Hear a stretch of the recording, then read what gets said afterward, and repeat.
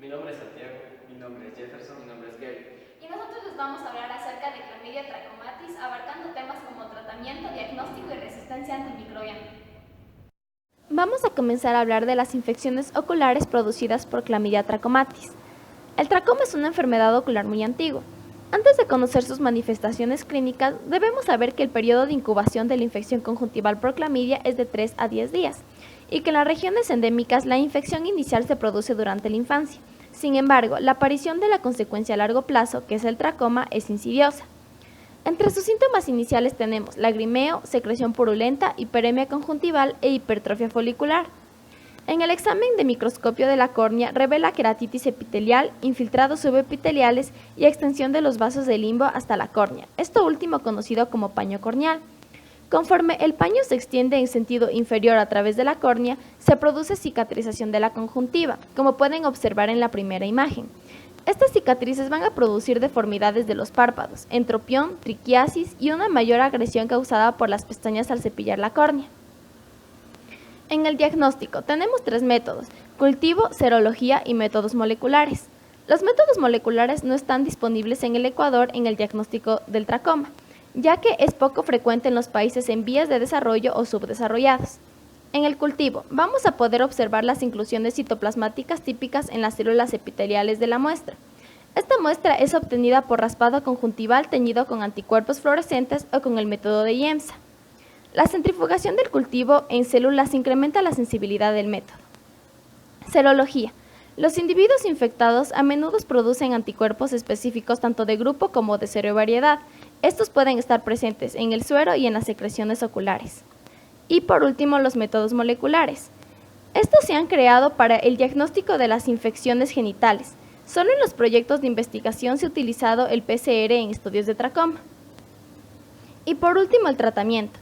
La acitromicina es el tratamiento en masa para el tracoma, ya que ha demostrado que tanto la infección como la enfermedad clínica disminuyen de manera considerable 6 y 12 meses después del tratamiento, esto incluso con una sola dosis. A continuación voy a hablar acerca de las infecciones genitales causadas por la especie Trachomatis del género Clamidia.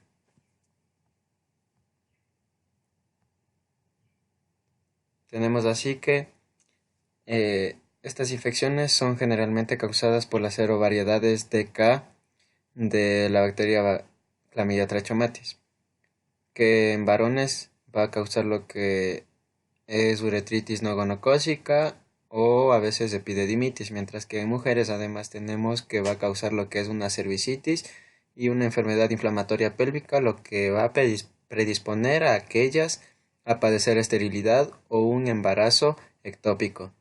Como en esta gráfica podemos observar las paredes del cérvix inflamadas, además de la secreción mucopurulenta. Respecto a las técnicas de diagnóstico, primero, para la recolección de muestras es muy importante realizarlas de una manera correcta, ya que se puede más que todo confundir con otros géneros bacterianos si es que no se las realiza de manera correcta, como mencionamos. Primero se realiza un extraído de células epiteliales del endocérvix o del área infectada mediante hisopos o bien cepillos histológicos. Cabe destacar que estas bacterias son patógenos intracelulares estrictos, por lo que dificulta un poco su obtención de muestras para su detección. Además tenemos que existen ciertas pruebas de diagnóstico, entre ellas tenemos detección de ácidos nucleicos, una a partir de sondas sin amplificarlas, pero otras mediante la identificación de ácidos nucleicos, la cual utiliza una técnica basada en PCR, además de hibridación. Cabe destacar que esta tiene una mayor sensibilidad, por lo que se utiliza con mayor frecuencia para poder diagnosticar entre una ya sea clamidia o una Neisseria gonorrea. Además tenemos técnicas de cultivo que generalmente se utilizan por su menor dificultad y mayor accesibilidad, además de técnicas citológicas que utilizan generalmente fluorescencia para su detección en microscopios de campo oscuro. En cuenta las infecciones genitales por Clamidia trachomatis, hay que sumarle también un aspecto muy importante, que es la conjuntivitis de inclusión del recién nacido. Esta enfermedad se adquiere cuando el neonato atraviesa el canal de parto infectado y pueden aparecer síntomas tanto oculares como respiratorios. Este último lo veremos más adelante. La conjuntivitis de inclusión del recién nacido empieza como una conjuntivitis mucopurulenta 5 a 12 días después del parto. Sin embargo, tiende a disminuir con la administración de antibióticos o bien de manera espontánea después de varias semanas o meses. Sin embargo, esta enfermedad puede persistir como clamidiosis crónica con manifestaciones clínicas idénticas a un tracoma infantil subagudo o crónico en una región no endémica y sin conjuntivitis bacteriana. En los recién nacidos, la Clamidia trachomatis también puede presentar afecciones como la neumonía neonatal. Esta se presenta cuando el bebé manifiesta problemas respiratorios de 2 a 12 semanas después del nacimiento. También puede presentar secreciones nasales y obstrucción, taquipnea notable, una tos característica, ausencia de fiebre y eosinofilia. En las radiografías también se advierten infiltrados intersticiales e hiperinflamación, como se ve en la imagen de la derecha.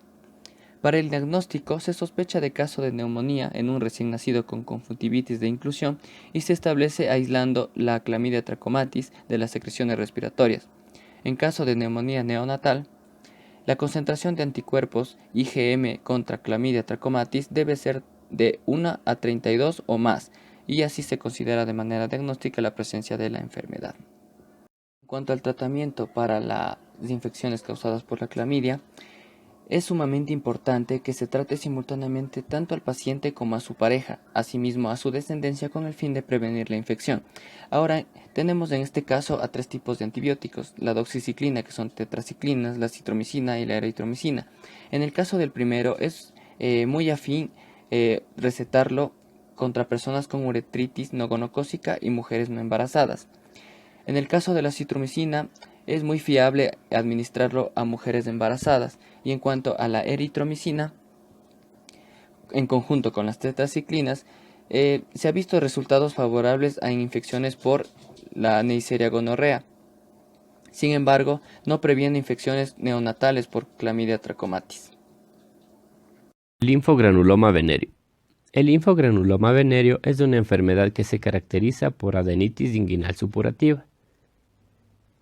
En esta enfermedad también podemos contar con la presencia de pequeñas pápulas o vesículas en cualquier parte de los genitales externos. Estos pueden ser ano, recto u otros sitios. Algunas veces la lesión se ulcera, pero por lo general permanece inadvertida y cicatriza en unos cuantos días. Diagnóstico. El diagnóstico se lo puede realizar mediante un frotis, donde es posible teñir el pus, bubones y material obtenido por biopsia, pero rara vez se identifican partículas. También podemos hacer uso de los métodos de amplificación de ácidos nucleicos, o también conocidos como NAT, donde se detectan los serotipos del linfogranuloma venéreo, pero no las diferencian de otros serotipos de Clostridium trachomatis. Por último tenemos al cultivo, donde el material sospechoso se inocula en cultivos de células de McCoy, en los cuales se agregan algún aminoglucósido para reducir la contaminación bacteriana. El microorganismo se identifica por medio de pruebas morfológicas y serológicas. Tratamiento. Se han utilizado 2 medicamentos, las sulfonamidas y las tetraciclinas, generalmente durante las primeras fases, con buenos resultados. En algunas personas que han recibido medicamentos, los anticuerpos fijadores del complemento descienden, lo que indica que el microorganismo infeccioso ya se eliminó del cuerpo. En las fases más avanzadas de esta enfermedad, se necesita urgentemente una cirugía. Prevención. La prevención se realiza mediante el uso de condones y prácticas sexuales seguras, hacerse pruebas periódicas y en el caso de embarazo diagnosticarla previamente para que ésta no pueda ser transmitida congénitamente a su hijo. Resistencia antimicrobiana. Dada la complejidad del ciclo de vida de la Clamidia trachomatis, es posible que las formas persistentes y involucradas en resistencia heterotípica puedan requerir varias semanas para restablecer infección replicativa, después del tratamiento con una sola dosis de acitromicina. Sin embargo, solamente se ha documentado resistencia heterotípica, que ocurre cuando una infección tiene una pequeña porción del organismo resistente entre una población susceptible, con mutaciones en el ARN ribosómico 23S, que está asociado con resistencia in vitro a macrólidos. A la fecha de hoy, no se ha identificado cepas con resistencia homotípica, en la que la población completa del organismo sobrevive después del tratamiento.